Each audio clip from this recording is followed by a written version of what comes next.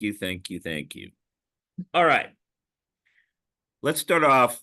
I just want to make sure that we have an agreement on what success is today.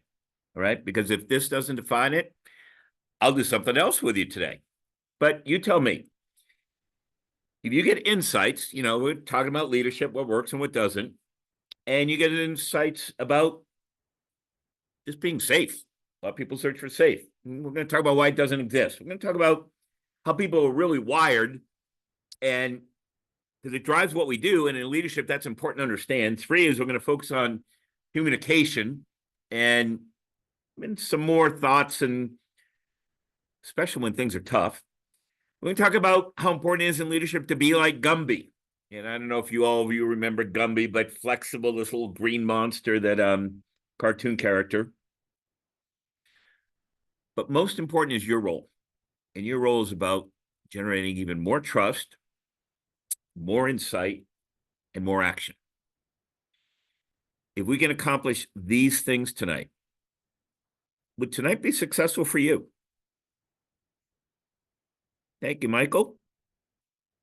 Everybody else, we good? All right, let's get going. But first, a little problem prevention, because we've done these webinars before. So problem prevention. Will this be recorded? Yes, it's being recorded right now. How do I get the recording? You got 2 options. 1, email me tonight, and when the recording comes out, I usually get it within a few hours, I'll send it to you. Or 2, it'll be posted within a few days. Are there other webinars you have access to if you like this one that I've done? Yeah, there's probably 10 or 12 of them. Then they're in your email requesting this one. Just let me know. And the last thing that I should have added here is if you also want the PowerPoints, not just the video, add that to your email. All right, so is that clear to everybody? Is that good? Problem prevention, deal with that up front. All right. Let's start with some advice I got from my wife. It has a lot to do with leadership. It's interesting then, and still meaningful now, right? If you can't dream it, you can't plan it, and you can't act on it, it's unlikely you're going to achieve it. Now, as I recall, when she first shared that with me, it was just a few days before the deadline, whether I was going to propose marriage or not. But as a leadership concept, it resonated with me. I hope it resonates with you. If you can't dream it, if you can't set goals around it, if you can't visualize it, you're not likely to take action on it. Now, tell me if this isn't true. Is what you want, and is what's likely to happen. So if you look at this chart, you want, most people, no risk, right? And what's likely to happen to gain? Not very likely. You may be willing for some risk. And what's likely to happen to gain? You'll get some gain. The reality is, if you're willing to accept high risk as a concept, you'll have huge gain. But here's the reality of risk. To some degree, it's blown way out of proportion of what it is. When you study successful entrepreneurs, it's not that they theoretically have more capability to deal with risk. It's they look at how other people and why they see something as risky, and then they say, but I can lower the risk more than others can, and therefore I have an advantage. And that can, from insight, can be relationships, it can be capability, it can be anything. But the key is focus on how can I reduce risk more than others, because others will avoid it. And if I'm willing to accept it, but able to reduce it, I get a huge advantage. So what's the concept? Well, we seek safety. We're wired to do that as people. Yeah, I'll prove that in a little bit. Most of us have limited resources. What does that mean? You got to focus. The third is the reality is safe doesn't exist. Yeah, Ren, you're right. There are a lot of scammers out there. I'm talking about traditional business here. The key is we're wired to avoid risk. And the lesson is, therefore, how does that affect leadership? Leadership is helping people overcome their fear of change. It doesn't mean leaders aren't aware of the risk. Let's use an example. You don't think General Patton knew that there was a lot of risk marching towards Germany? Of course he did. But what else did he do? He helped his troops in all sorts of ways, convinced them that it's going to be incredibly successful, helping them overcome fear. And it's a huge part of leadership, what it is. So safe doesn't exist. And why? Well, the reality is you don't control the facts. The complication is the journey is constantly changing.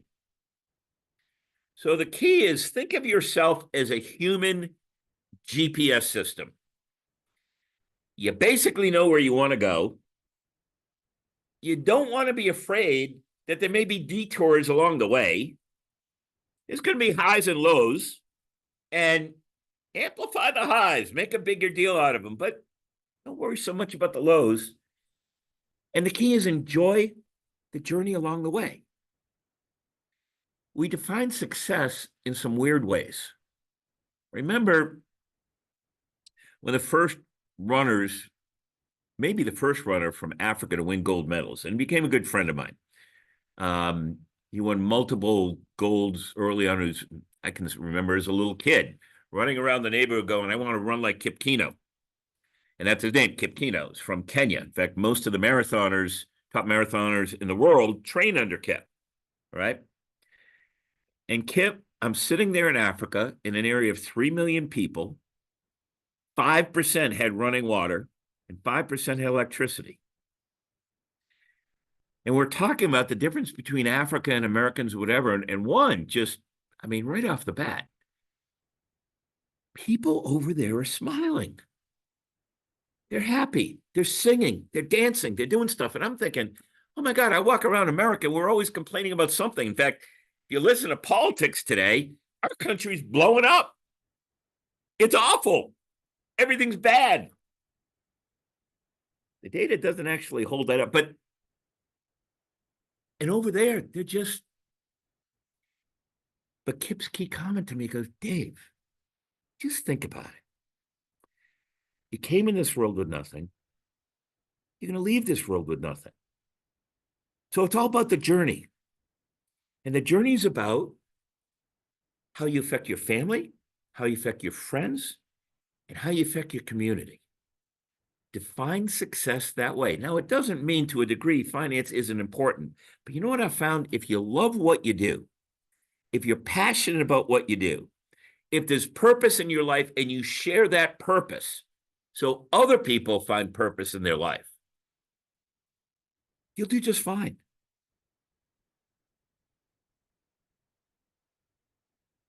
At the end of the day, one of the most important things to remember in business is one of the reasons that people don't take risk. Business, by definition, is best guess. Don't wait for the perfect answer. It doesn't exist. Don't wait till the risk is down as low as you can get, because by the time you get there, it's going to have changed. When you can swing the bat at a good pitch, using a baseball analogy, swing the darn bat. Now, a technique I share with my students, and I shared in business. Actually, I assisted on it in the business that I ran. Break your facts into 4 types, because if you break your facts as a leader into 4 types, you'll be more effective. So what are the 4 types? Gold is accurate, but it's really important. It's the essence. That's what you're searching for. And by the way, there's not a lot of it out there. You got to hunt for it. Vampires are one of the most common facts. Well, what's a vampire? It happens to be accurate, but it's not as important as the gold. And therefore, it sucks the blood away from the most important stuff. It doesn't mean you don't deal with vampires. Get it done, but don't put it up on the pedestal that's affecting the major decisions. Major decisions should be made on gold. And I'm sure you've seen it in meetings. People come in with that big fire hose and they can make the best idea in the world, saying 10 things that might be risky about it. But in the scope of things, the 10 aren't as nearly as important. It sucks the blood out. Be careful of vampires. Third type of fact you want to identify is big walls or brick walls. What's that? Someone believes it. It happens not to be right, but someone believes it. Now, earlier in my career, I used to make a big mistake around this because I grew up in a family that debated a lot. And, well, they're wrong. I'm going to prove to them they're wrong. Hardly ever worked.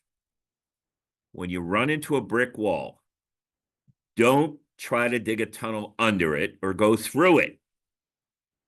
Just work around it. Just go past it. And the last type is ghosts. What are ghosts? Remember, business best guess. So some things you need to guess at. You don't have the information. Maybe you didn't have time to get it. Maybe you can't get it. Or maybe it's too expensive to get.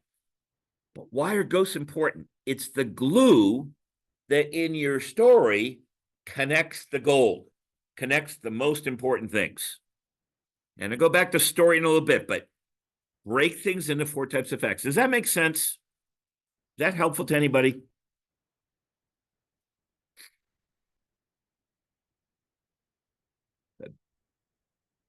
Good. All right. So let's go back, think about how we're wired and what we can learn from it.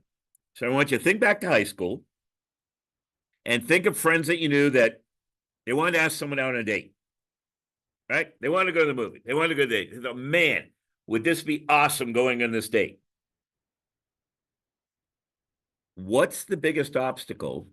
Thinking back, what we learned in high school, what's the biggest obstacle back then to getting a date? What was it? What's the biggest obstacle? Anybody? Fear. And fear of what? Fear of rejection. Is that right? Fear of rejection. Now, what does it take to get over the fear of rejection? Trust that it's going to be okay. The world's not going to collapse if there's rejection. It's not a big deal. And if it's accepted, this could be really awesome. Isn't that right? We learned 2 things back then, and we can apply it to everything in our lives. One, we're wired subconsciously or consciously to avoid experiences we don't want. And we put extra emphasis on avoidance versus gain. In fact, a little algebraic equation that Stanford University actually developed a few years ago on this topic. It takes 2.1 times gain to equal 1 times fear. In other words, gain has to be valued at least twice as much just to equal fear. Key, every constituency you deal with. We're wired, most humans, to put more emphasis on avoidance. So what does that mean? It means in selling. It means in dealing with employees. It means with dealing in investors. It means with dealing with customers. a lot of seminars on how to sell gain, and it's not right. It's been proven inaccurate. And Procter and Gamble has proved it, and Microsoft has proved it, and some of those world-class companies, and people haven't figured out what they approved because it's not what you expect. Start with what experience you're helping people avoid, and then go to, and here's also what you'll gain. So let's talk about fear, right? And what's on the other side of fear? Well, Nelson Mandela. I learned that courage wasn't the absence of fear, the triumph over it, to look beyond it. 2, Franklin Roosevelt. The only thing we have to fear is fear itself. Think about that. One of the most known lines in all of leadership. It's about fear. Let's get past it. Let's triumph over it. And what I believe, on top of that is, frankly, a little bit of fear can be inspiring. Too much can destroy. In coaching, it's called healthy tension. You know, a good conductor of an orchestra deals with, I'm not quite satisfied. A good teacher, I'm not quite satisfied. A good football or lacrosse or soccer, I'm not quite satisfied. That healthy tension. And it's no different in business. Good, healthy tension creates action.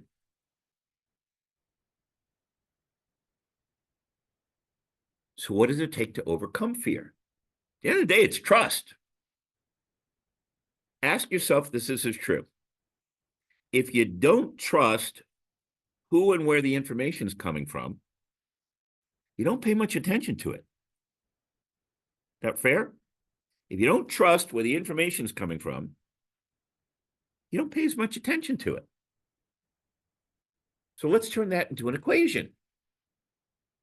What you communicate plus earning trust equals relationships that can even last a lifetime.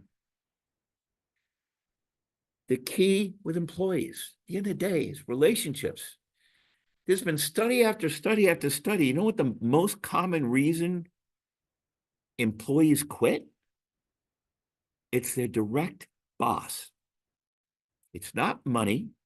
It's not all those other things we talk about. It's their direct boss, the relationship. And what's relationship based on? What you communicate and trusting that information that's coming. So let's try a little exercise. I want you to picture this scenario, right? I got this company. It's called Acme Widgets Manufacturing. And we got 30 employees in this company. And one of the employees, he's been there a long time. He was in the CEO's office. He just got fired 10 minutes ago. And he left pissed. And when he left, he yelled out, "You're all going to be sorry." And the 30 people in the building, they're going, man, shows up. He's a little bit of a scary guy anyway. And they're fearful. And they think there's some risk. But you know what? The team has fear. And they feel they're at risk the way Joe left. And the owner blows it off. He said, you know what? There's zero risk. And he ignores it. Here's my question. What's your best guess at the rest of the workday for most of those 30 people? Accuracy of their work. You think it went up, down, or, well, it didn't change? What do you think? You think it didn't change? Or you think it changed? What about speed? How they got things done? Think it went up, down, or no, it had no effect? Yeah. And quality. What do you think? Up, down, or no effect? And enjoying what they're doing that day. And collaboration with other people. And being reliable. What's the key point here? we have to help people overcome the fear and the risk. And anytime we change anything, by definition, most things don't go totally smoothly, no matter how well intentioned. We have to help people see beyond the frustrations, the obstacles, and what's on the other side. It's like, think of the train. Yeah, I know we're going to a dangerous area, but describe what's at the other end of that tunnel and how it's just going to open up. Picture going through a major storm, and yeah, I know we're in a major storm. What's going to look like on the other side? It's like the pilot in a plane. I was in a plane today. I'm flying a bunch. Right now I'm in Tulsa. And going over Dallas, I mean, it was bumpy. I mean, everyone, even us regular flyers, are holding on. And the pilot came out immediately, goes, ladies and gentlemen, I know it's going to be real choppy right now, but within 10 minutes, it's going to clear right up. You know what? The fear dropped. The anxiety dropped. You could see people sitting in their chairs. The anxiety dropped. So what's a so what? Well, we're going to focus more. Leaders have to focus. Why? Because time and money are scarce. And the more responsibility you have, the more you're going to realize time and money is scarce. 2, flexibility and rapid action are required. Remember, business is best guess, and you're always going to get stuff wrong. So you know what that means? You better best guess, and you better be willing to pivot. And 3, if you're not holding yourself and others accountable, you're not going to accomplish much. And if you hold them accountable for too many things, nothing's going to get done. Again, picture in sports. If I tell the quarterback as a coach of football, here are the 20 things I want you to focus on, how good do you think we're going to do? If I tell them to focus on 2 or 3 things, you think the likelihood of success is going to go up? And I like that, Michael. The passengers noticed the pilot was wearing a parachute. Yeah, that's good. We also have to communicate better. We think we're clear. I'm going to talk about that later. We're not nearly as clear as we think. We need to communicate in a way that strategically generates trust, because think of what we said before. People don't listen closely to what we have to say unless they trust us. And by the way, they may trust us on some subjects in some areas, but not on others. And if we want to get things done every time we communicate, we have to work towards at least more trust and not let it slip. And we got to communicate in a way that helps people overcome the fear of change. Before I keep going, is this helping? Are you getting something out of this? Is this valuable so far? Give me some quick feedback, please. It's good? Okay. Great. All right. So talk a little bit about focus. Reality is you can't control it because everything's best guess. And the way you might think about it, again, similar in sports, you first want to ask yourself, reality, what's your best guess of opportunities and threats to you and your business, external from the company, government, clients, competitors, whatever. Where do you see opportunities and where you see threats? That's external. And then you want to look at the things you can control and best guess, what are your strengths and what are your weaknesses? So again, let me use an analogy of a coach in sports, right? A coach in sports getting the team ready for the game next week doesn't review every player in the other team. What do they do? Say, look, what are the 2 or 3 biggest weaknesses on that other team? That's opportunity for us. And who are the 2 or 3 players that could really hurt us, or plays that they run that could really hurt us? They focus on those, the gold. They don't get tied up in all the vampires. Right? And then 2 is then they step back and say, well, wait a second. What are we really good at? And where is our Achilles heel? Because we're not great at everything. And so what's the key to great coaching? Well, you evaluate it. You take external opportunities where you see a weakness or an opportunity, and where you also have an internal strength. And I call those sledgehammers. And great companies pick their 4 or 5 sledgehammers and they hammer away at them. They're 80% of what they do. They keep hammering on those 4 or 5 things: external opportunity, internal strength. And the second thing they do is they look at what's an external threat, and they match that against their internal weaknesses. And so you know what that is? It's our Achilles heel. And what did we learn about Achilles heel?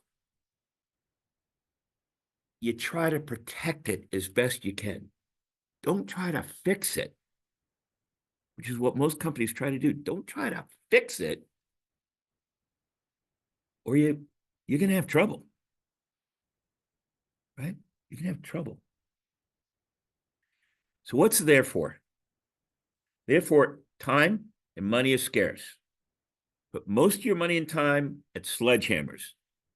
External opportunities, internal strengths. Put a little bit at Achilles heel. It's a threat. We're not as good, and we're not as good at it. They can beat us on these things because you can't do it all. Focus on your sledgehammers, protect your Achilles heel. All right. Do one quick thing here if I can. Actually, I couldn't put on show because the nature of my monitors won't really allow me to do that. So I apologize for that. Let me see if I can do something else instead. Someone asked that I make the screen a little bit bigger. I can at least do it that way. All right. William, is that better? Is that at least a little better for you? The problem is if I put it on PowerPoint, I can't keep as many things going because it switches all my monitors over. But is that better for you? Just quick feedback. Okay. I want to switch to the financial side of leadership for a second. I'm not going to spend a lot of time there, but I want to show you what some of the simple stuff that the best leaders do. Right? So what's a financial game? Right? So first of all, just the nature of finance. Try to stay flexible. What do I mean by flexible? When things are going good, pour it on. When you sense things are going bad, pull back. Right? Pour it on when it's good, pull back when it's not. So, some scenarios, right? When you got most likely upside, you want to be evaluating the resources that are needed. And you most likely is a downside. What can you do away with in the resources needed? What's most probable? Well, resources internally. And this is the key, what's the gap? In other words, if we hit the difference between our upside and our downside, right? You want to be able to cut faster and have options. So, for example, one of the things I was always ready for is a plan B is if things turn down, how is I going to do it? Now, what do most people do? Immediate layoffs. You know what I used to do? I used to ask the team, look, we know it's tough.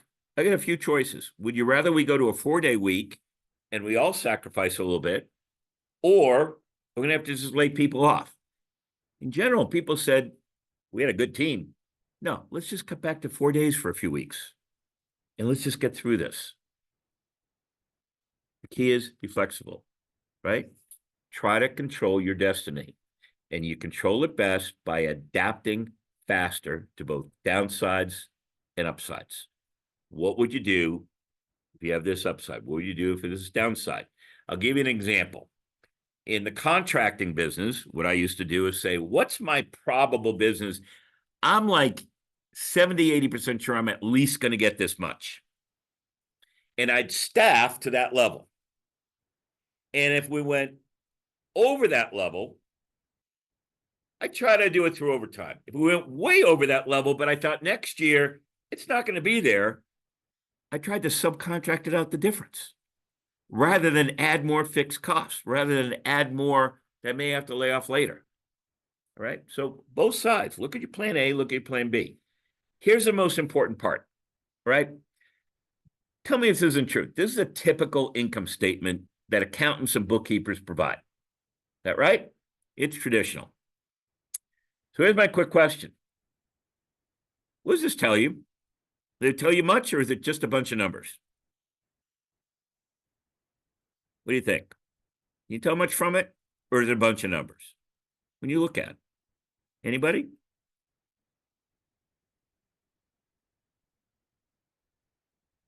This is pretty typical. And if I look at a balance sheet, they typically look like this. It's just a bunch of numbers. You know what people do with a bunch of numbers? They stick it in the drawer. And I'll get to it later. So what's the lesson for you in leadership? Change your numbers so they're always relative to something else. Let me show you what I mean. This is the same balance sheet, income statement.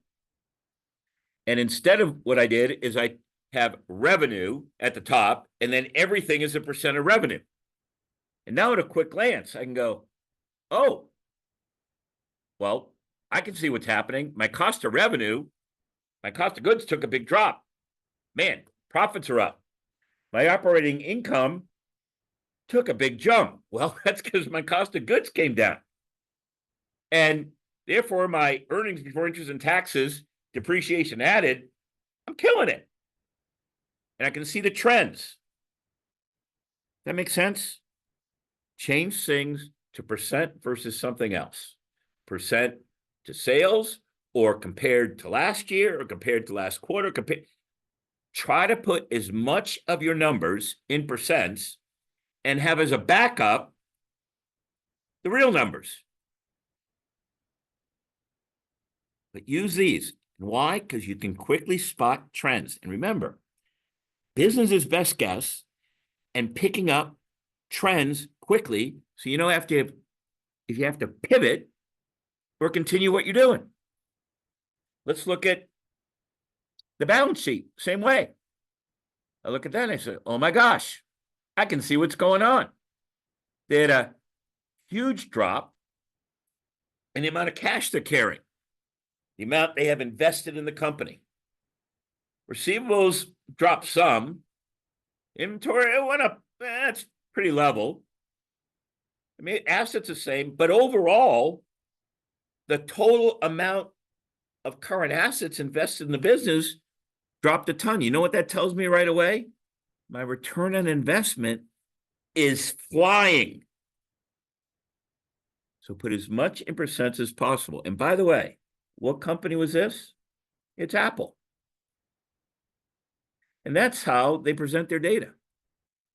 And I just immediately turn to this. I can tell what's going on in a minute or two. All right. So thoughts about that.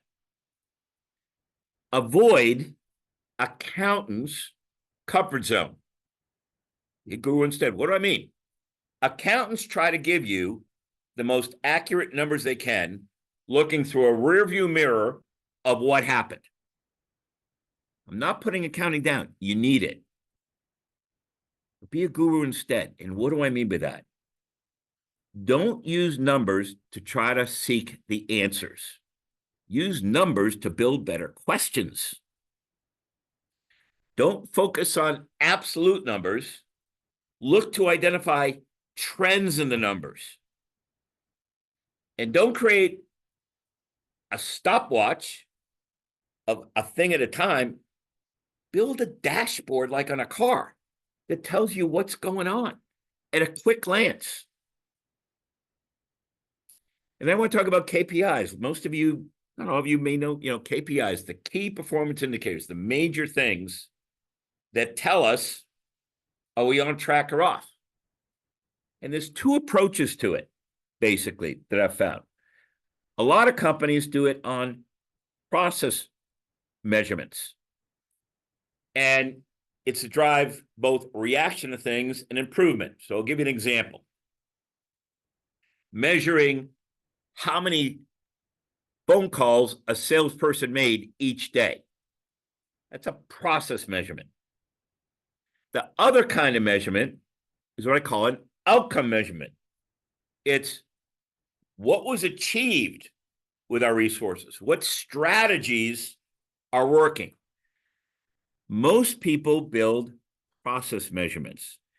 It's okay to have a few, but the best measurements are outcomes, because that's what's driving. That's the actual things that are occurring. But most people fall back on processing. You know why? Because they're technically more accurate, but they're not as robust. And one of the key things I do with companies, this is very different. Every time I looked at objectives and strategies and read books on whatever, at first I thought I understood them, and then I didn't understand, because you finally realize what's one person's objective may be another person's strategy, depending on where they are in the company, and it doesn't work. So here's a way I'd like you to think about it. Objectives is for what you do, and in your division, what's gold?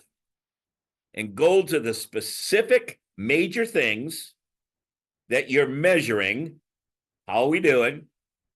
That's achievable, that's important to the end game, and when it's likely to happen.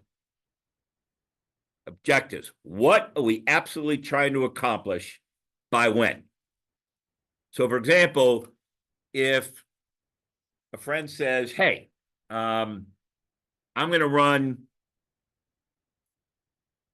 to, within 3 years, be making $50,000 a year. Okay, well, that's specific. But if they say, my objective is to make $50,000 a year, it doesn't tell me anything. You mean next month, next year, 5 years, 10? To be important, objectives that are not specific and measured, and especially by when, are not objectives. And they're not all that helpful. They're just BS. I see a ton of those. What are strategies? Strategies are the major things we're going to do. They're the how we're going to achieve those objectives. And tactics, the way I think of tactics is, it's not that we don't do them. They are the vampire objectives. They're the little specific things, not as important, but we're going to do it. Not as important. Yes, we're measuring it. Yes, we know in time. But in the big important meetings, that's not where we're putting our time. That makes sense? So objectives are the 5 or 6 most important things. If you got too many objectives, they're not going to occur. The strategy is the major way you're going to achieve them, the how. The tactics are vampire objectives. We got to do them. We don't have to discuss them with everybody. And here's how to use those. Go to your boss and ask, what are your strategies? What are your objectives? What are your strategies? And tie your objectives to their strategies. In other words, if I'm a boss and I'm trying to achieve these 5 things, and I got 5 people reporting to me, if those 5 people's objectives, the major things they're trying to accomplish, are tied to my how, in combination, it's going to help me accomplish, it all now links together. And if everybody in the organization, no matter how big or small you are, whether you're 3 people or 100 people, you know your boss's strategies and tie your objectives to them, or vice versa, if you're the boss, make sure your key team, their objectives tie to your strategies. Does that make sense? And I call it the waterfall effect. All right? Make sense? We good? So I'm going to do a quick exercise. Everyone ready? I'm going to do a quick exercise. I'm going to put on a stopwatch, I think I have it here. Where did I put it? Actually, I don't know where I put it. Does anyone have a stopwatch? Awesome. Thank you. I'm going to want you to count off 60 seconds, and everybody else, here's what your job is. I'm going to show you a chart. I first want you to find the number 1. I then want you to find the number 2. After you find that, I want you to find the number 3 and stay on that sequence and see how far you can get in 60 seconds. Okay, ready? 1, 2, 3, go. First, find the number 1, then find the number 2, then find the number 3, and see how far you can get in 60 seconds. All right?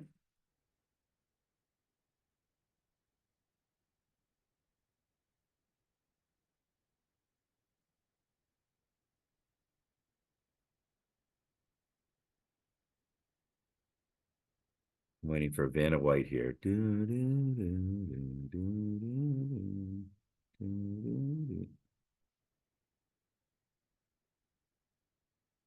By the way, Michael Conlon, offline, write to me. I know a lot about EOS, which is what you're referring to with traction. A lot of my consulting is with companies that implemented it, and a year later, they need help. So I know a lot about the good about it. I know a lot of the bad about it. And the time is up. All right. Okay, everyone quickly type in a number. How many did you get up to? Everybody, quick, let's go. Kim, 11, awesome. Who else? Come on, let's go. Let's get those numbers up. 20, 16, 15, 9, 15, 23, 15, 11, 4, 15. All right. We got enough here. We're going to do it again. I want to do it again, right? I'm going to change one thing. Only one thing. And we're going to try it again. You ready? I'm going to show you what I changed. Number 1 is in the top left box. Number 2 is the next box over. Number 3 is the next box over from that. See how far you can get in 60 seconds. And if you get to 48, type it in. Go.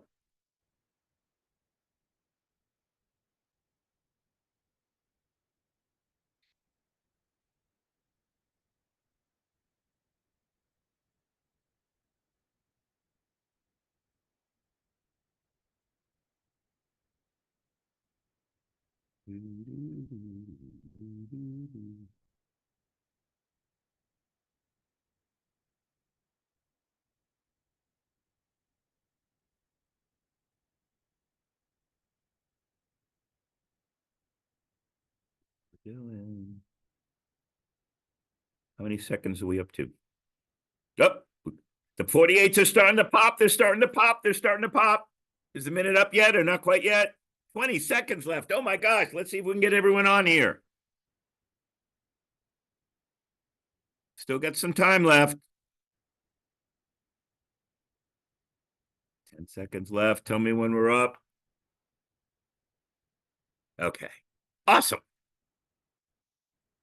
What is the message here? When we talk,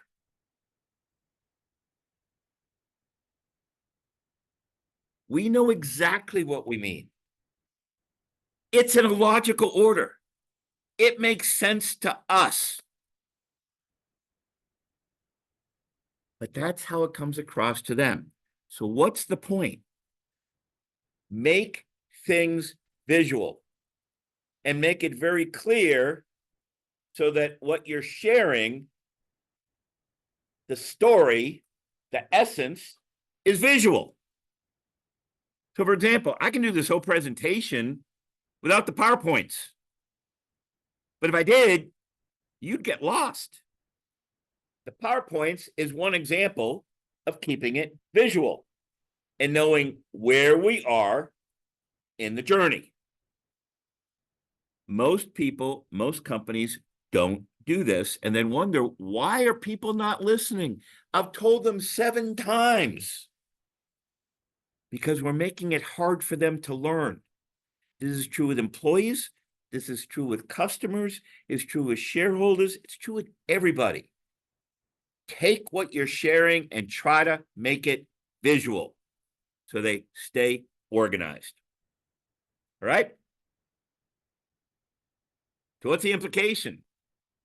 Implication communications is the brain works best and understands best and organizes best the things that are visual. And what we share verbally just adds detail. It's just adding detail. So taking that line, what do leaders understand about how people absorb information and what their journey is, right? And the journey on any different major topic, if it's internal, employees, or with a customer on our products and services, they tend to go through this sequence each time. One, trust is, do they have what's acceptable to me? Is this, what do I expect? So let me give you an example. If you get 20 resumes, no one reads 20 resumes. They quickly sort it down to the 4 or 5 that they're going to focus on. And why? What are they doing? They're looking for the ones that, at a quick glance with not a lot of effort, it's got what I expect. It's acceptable. They're acceptable. All right? It's like if you're at a big carnival and you got kids and there's all different kind of food places. Well, you're not going to go check out every food place. You have the ones that you say based on price and what they have and my kids or whatever. You narrow down the choices because there's too many choices, too complicated. We narrow things down to be acceptable. Here's what I expect. And if you don't minimally have what they expect, you lose. What's 2? Well, then you got to grab their interest. And grab their interest. Something that they wouldn't expect. Something that's a surprise. That's what gets people to listen more closely. 3, well, if you're in the narrow group of, yeah, you're doing what I'd expect, and yeah, I heard something I wouldn't expect, I'm going to focus in more. How do they really evaluate? They evaluate on understanding the differences between what they're going to get from you versus their other options. And that's key. People make the mistake of just saying, here's what you're going to get or not get from me. No, if you're helping them avoid risk, you then got to share. And this is what a lot of other people do. Compare it to the typical option. And here's the kind of thing you're going to benefit from. And let me share, we do this a little bit differently. Here's what's typically done. Always show the comparison. And then what drives the decision? Behavior. Why now? What are you promising? And what are the next steps? And no matter what you're doing, just follow that journey in how you put together what you're doing. This is one of the most important lessons I ever got in business. All right. When I was under 30, they took a bunch of us from IBM and a bunch of us from Johnson & Johnson. And they said, we're going to stick you in a room for a while. You got plenty of money to work with. And we want to know what you find on how to find and hire the best salespeople and how to train them. And the same thing with leaders, how to find them, recruit, and train them. We thought this was the dumbest idea in the world. At the time, I was running oral care products like toothpaste and Reach toothbrush and Act fluoride rinse and dental floss or whatever. We had someone there doing OB tampons. We had someone there doing Tylenol. We had from IBM someone doing, back then, typewriters, another doing computers and one doing soft. I mean, all over the place. We thought this was crazy. What a stupid assignment. But when you're in companies like that, you don't tell them they're stupid. But we had money and access to a lot of data. And we went and studied, and boy, were we shocked. Because there was only one thing that predicted our best salespeople and our best leaders. At first, we didn't understand it. Our best salespeople and our best leaders were our best storytellers. And why? Because think of what a story does. First of all, it ties it all together so that it's not looking at one piece at a time and lend itself to the, yeah, but did you consider this? Yeah, but how is that going to affect that? It's a full story. But more importantly, how do storytellers behave versus most of us? Well, who's most important? Most of us. It's me. Who's most important to a storyteller? It's you. What's communicated? What's the logical facts? Storytellers. It's the emotion. It's the outcomes. It's what's going on. What's the language? Well, there's a language of our industry. What do storytellers do? Everything under what's simple. What's success? Well, they heard me. What's success?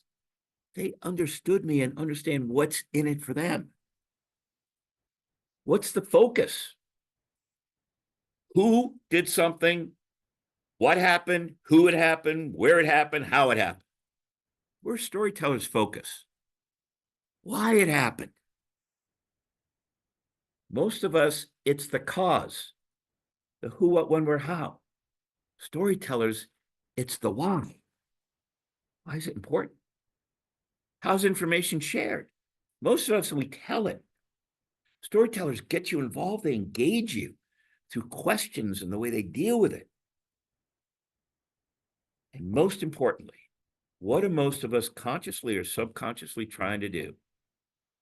Get them to do or think what we want, convincing them. What do storytellers do? They try to help you. Now, a way of thinking about this is another way of proof, thinking of the very best doctors you may have ever had. And ask yourself, weren't they more storytellers than most of us? Think about best lawyers, if you ever work with a lawyer. The best storytellers or best financial advisors. I mean, you take almost every profession that the top of them are making more by a lot than most of us. You'll find most of the time they're storytellers. Here's the weird part about it. So let's go back to the fear that we started with. We're wired to share facts. Why? It's our comfort zone. It's stuff we know. Therefore, for us, it's safer. Customers, employees, what are they wired to do? Focus on opinions. Why? It's safer. You can't be wrong with an opinion. You can be called out on facts. So what do we naturally do in the brain? We form an opinion and capture just enough facts that if we're asked to support it, yeah, we can support it with logic. But we tend to make most decisions emotionally and on opinions. So, you see the mix match? Communication is usually convincing and facts. Comfort zone of the provider of information. And people receiving information, their comfort zone is opinions. They don't match. So what's world class? Focus on the most important opinions you hope they walk away with and reinforce them over and over and over again with enough facts to back them up. How do you do that? Like a doctor. Ask a bunch of questions. You know what the weird thing is when you ask questions? Test this out. Ask people questions, and here's what you're going to find. The initial answers are all facts. When they run out of facts to your questions, you get to the gold. The emotional outcome that they're trying to avoid or gain. The experience that they're trying to avoid or gain. Another way of saying it is the more we know about our product and service, we want to tell them what our product and service does to them. That's not what they're buying. They're buying the result a week later, a year later, 5 years later of what you provided. The experience they're trying to avoid or gain. Give an example. When I used to go to companies like, well, I did. I went to Walmart. I wanted to sell them roofs. These are huge roofs. These are multi-million-dollar projects. These are gigantic. What was everyone else doing? Where's the leak? How's it happened before? What are the prices you're getting? What can you afford? What's your budget? I don't know how I did it. I went in, for example, and said, let me ask you a question. When you get a leak around here, who's yelling and screaming? Well, the store manager. Why? Well, because one, it's a safety hazard and customers can slip, and two, is it shuts down that part of the aisle, and three, we don't look very professional, and so it's bad for. Oh, ask you another question. When in your budget, you didn't think the roof was going to go bad, you thought you could just repair it, and all of a sudden, no, you got a multi-million-dollar project. Who's yelling and screaming? Well, the chief financial officer. Why is he doing that? Oh, we may miss bonus this year. Oh. If it's in a factory, so you got a leak, are you shutting down the line? Yeah. Aren't you 3 shifts a day? Yeah. So you're shutting down line, you're 3 shifts a day, which means if you got a leak, salespeople are getting pissed off because now you're not making product and they already have service issues. Two is you're sending hourly people home. They got to be pretty pissed off. And if this happens too much, you're going to lose them. You notice I haven't talked about the roof at all. I've talked about the experience. And once I understand all that, I go, you know what? I'm doing everything I can to make sure you don't have leaks that are going to cause you to shut down the line and get even further behind with salespeople yelling, pissed off because how come production can't do it? And then executives going, now we're going to miss bonus because of you.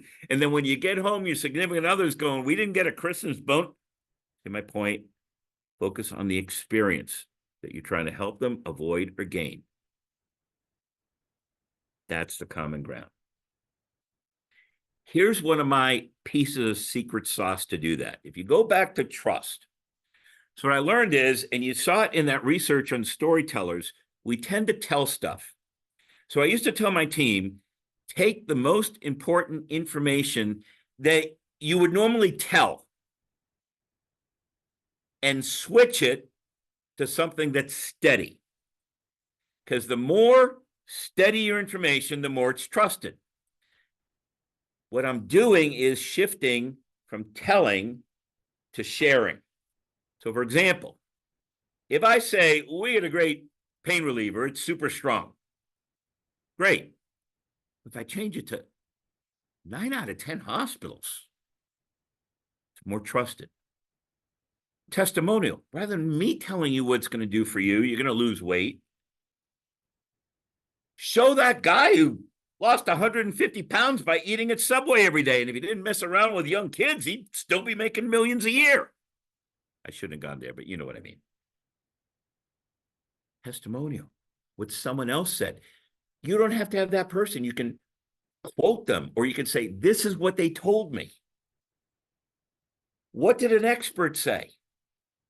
Crest, recognize me, the American Dental Association. What did an expert say? Analogy.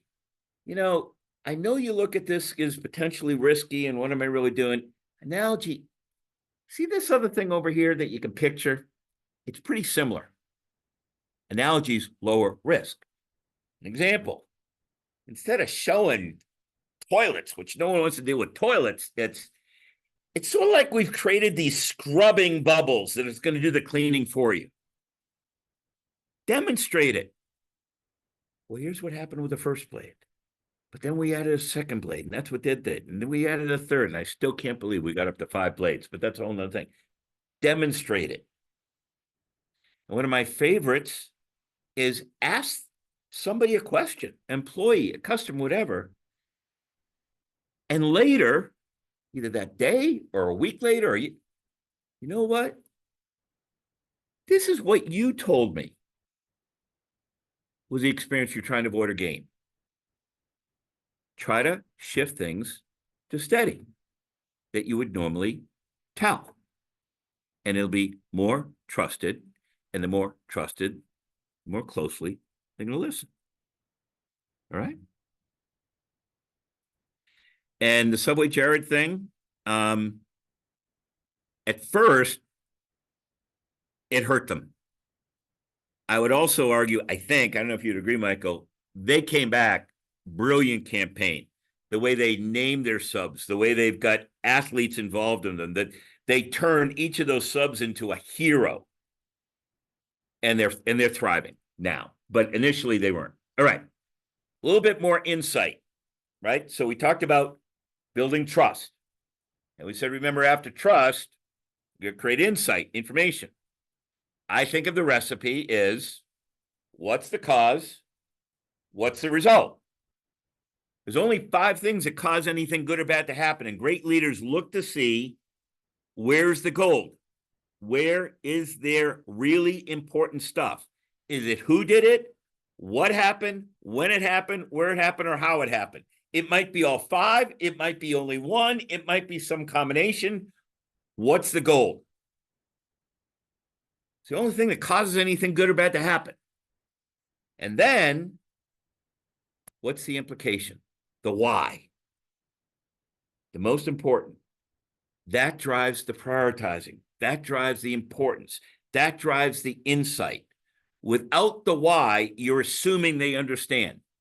The why is, and here's the experience you can avoid or gain because of this. And the last piece is drive an action. So what doesn't work? Traditional benefit sales training that, frankly, even we in this organization, there's a bunch of courses on feature and benefit selling because it's what all the books say. It's what most companies do. Problem is, it doesn't work real well.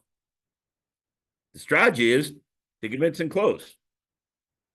What do I think?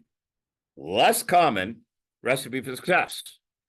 Focus on the person, employee, customer, whatever. Focus on what's in it for them. And what's the strategy? First, build trust. How you share information, everything else you do. One of the best ways to build trust, the more questions you ask, the more trust that gets built. Why? Because when you ask questions, it's demonstrating you care about them. After trust, you go to insight. Here's the causes that are really important. It generates good things and bad things, and here's why. And then drive the action. So the priority is, what's the experience that they want to avoid? What's the experience they might want to gain? Do avoidance first, gain second, not what your product does, but after they've already bought it and after they're already using it out into the future. The essence to action is the why and the gold, and not bogging it down with vampires.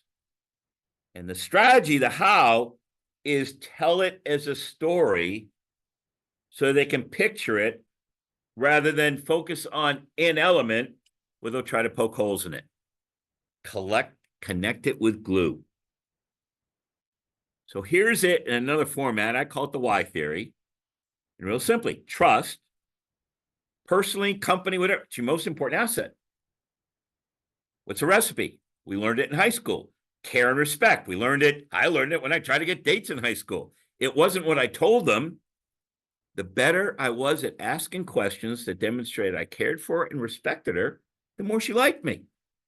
So what are the ingredients? When you don't explain why, you're not building trust. And a little thing I want you to try when you go home the next few days. You're going to be amazed by this. It can be life-changing.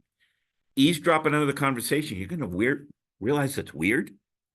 We are not wired as human beings to share why. You think you are. Listening to conversations, you're going to hear a who, a what, a when, a where, or a how.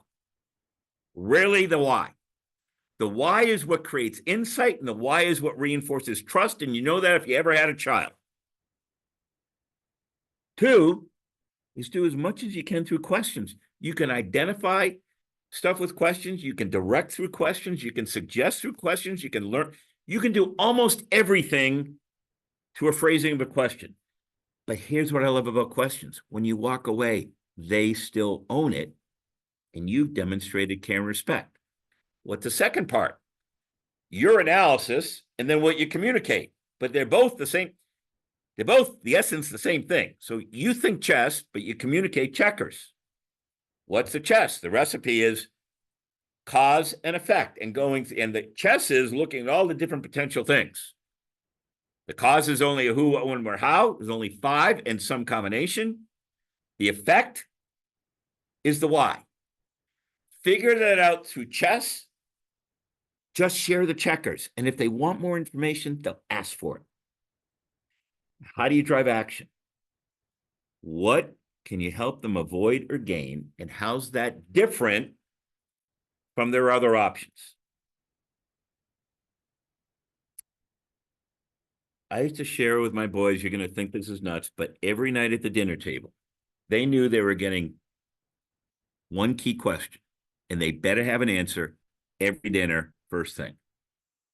Who did you see today that looked like they were either going to have a bad experience or you could help them gain a good experience? And what did you actually do? I wanted my kids to be sensitive to other people. Look for pain, try to help. You're adding value. Look for potential gain, try to help them get there. You've added value. And as Zig Ziglar, the most famous sales trainer, used to say, and leadership trainer, you get all you want in life if you help enough other people get what they want. And what do they want? Avoid experiences that are unpleasant, gain experiences that they want. So here's a quick summary I want you to reflect on. The recipe is trust. It's the foundation of all relationships. Insight.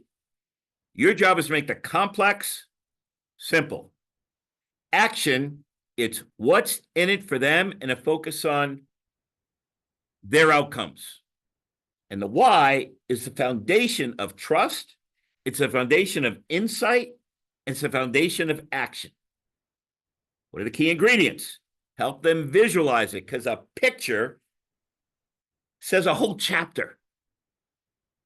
Go for emotion. People decide on opinion with selected facts. At first, I didn't believe it until I learned, even dealing with heart surgeons selling for Johnson & Johnson and sutures, they still wanted emotion. They still wanted the complex.